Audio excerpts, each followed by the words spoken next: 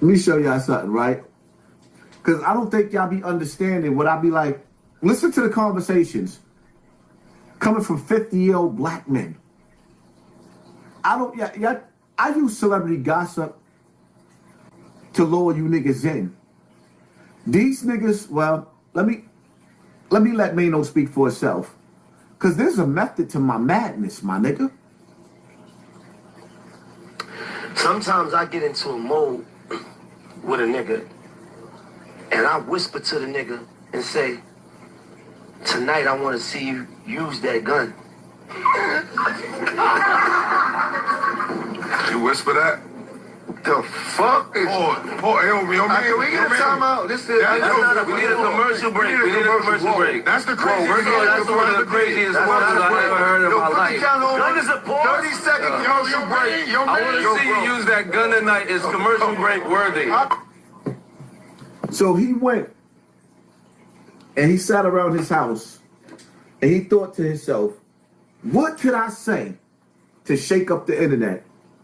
What stupid buffoonery shit could this 50-year-old nigga say? This 50-year-old nigga that's too old to go back to jail, who does not want to go back to jail. I had talks with Maino, plenty of talks with Maino, plenty of conversations with Maino on the phone.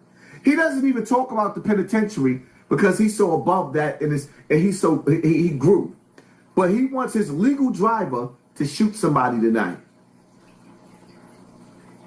This is what the black section of YouTube is looking like. This is what my competition is. So when I try to wake y'all up, remember, they spend billions of dollars to keep niggas dumb. This is the black section of YouTube versus the white section of YouTube.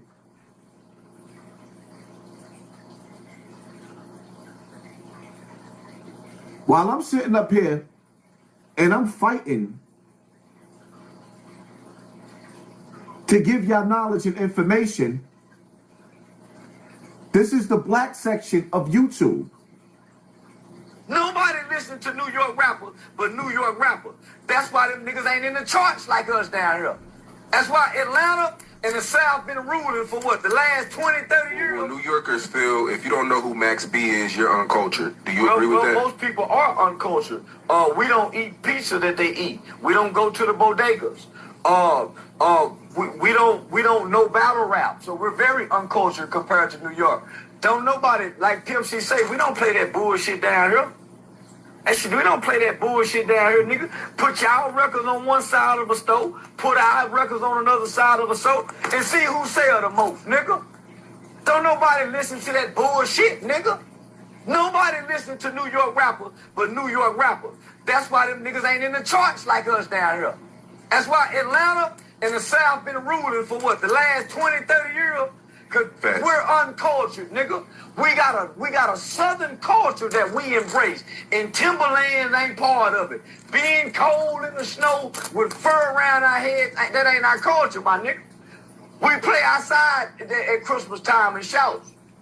We don't know about Puerto Ricans. We don't know about the Statue of Liberty. We didn't smell the dust from the Twin Towers. So we ain't tuned in to that New York shit, my nigga. We respect it, we salute it, but y'all on the island, nigga. That's why y'all got Rockers Island. I am a hip-hop expert.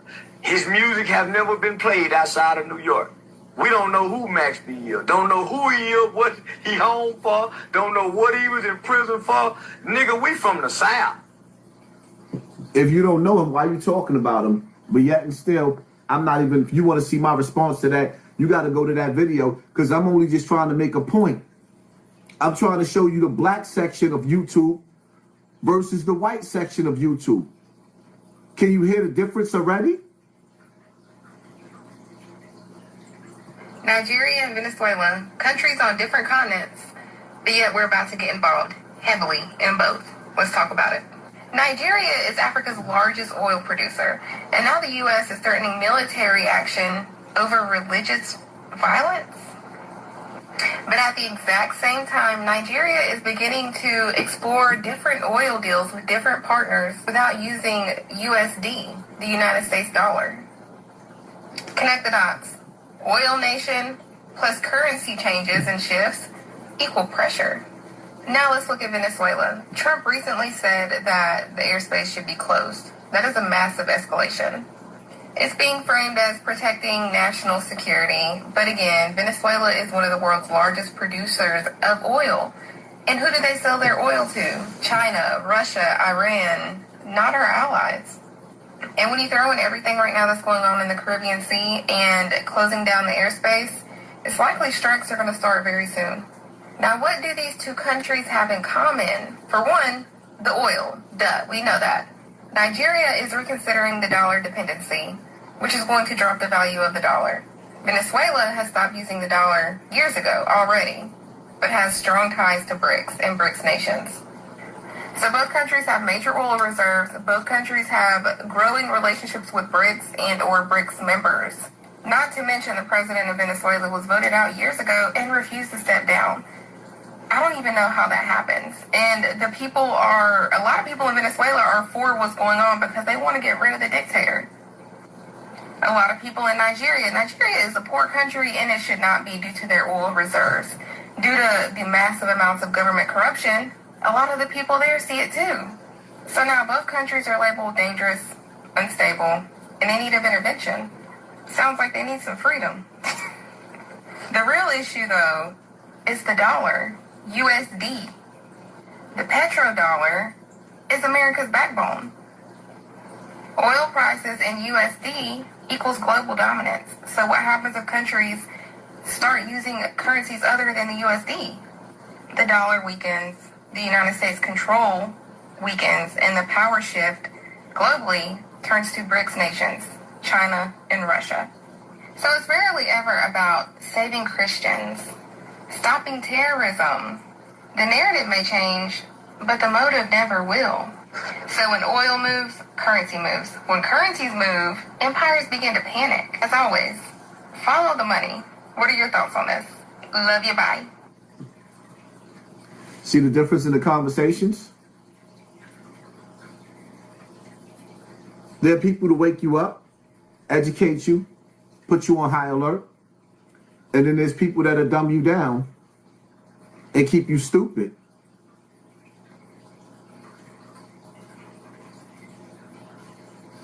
I said suburban culture for where we at. Those is big boy trucks right there. Those are big boy cars. Yeah, you so funny with that. We from suburban. You not only live in the suburbs. I hate when you do this shit. I lived in the suburbs. A long time. About A long time. About 30 years. A long time. Real nice neighborhoods. Very nice neighborhood. That's what I'm saying. Anyway, I'm just a hood booger by nature. yeah. You know what I mean? That's I what try to makes stick to my roots That's as much what as makes possible. it greater when I turn on Instagram and see you running around. I'm like, Jim woke up and drove right. He's choosing to do this. Yeah, that's why. Yeah,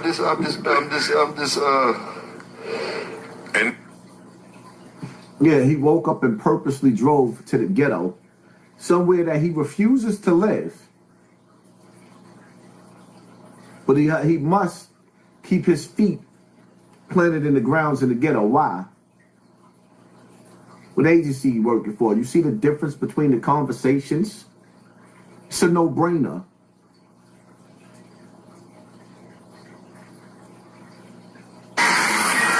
Fox News alert, B-52 bombers are flying off the coast of Venezuela.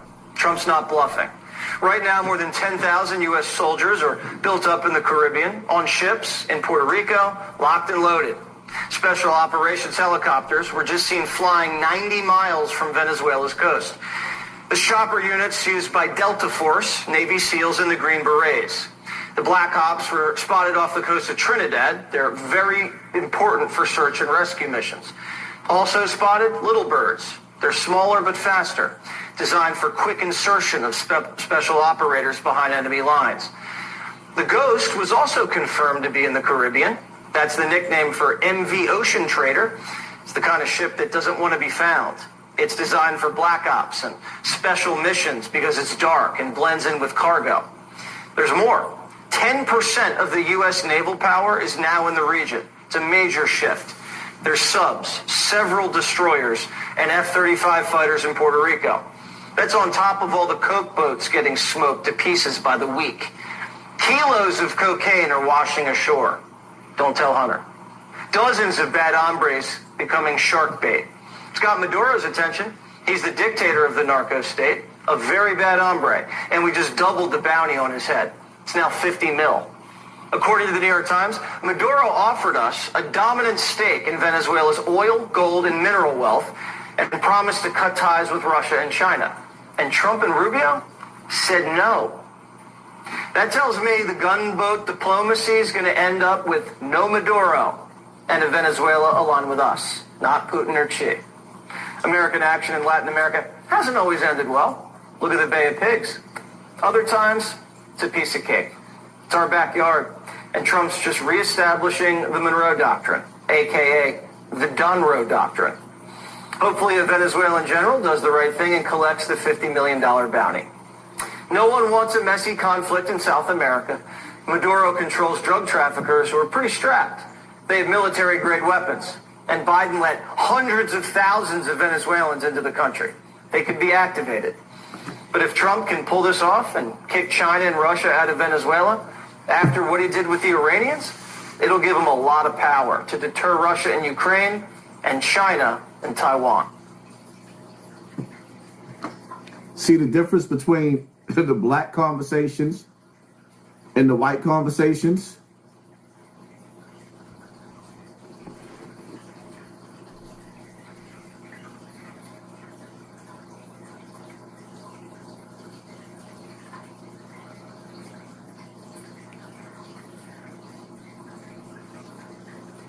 But shout out to my boy Gotham.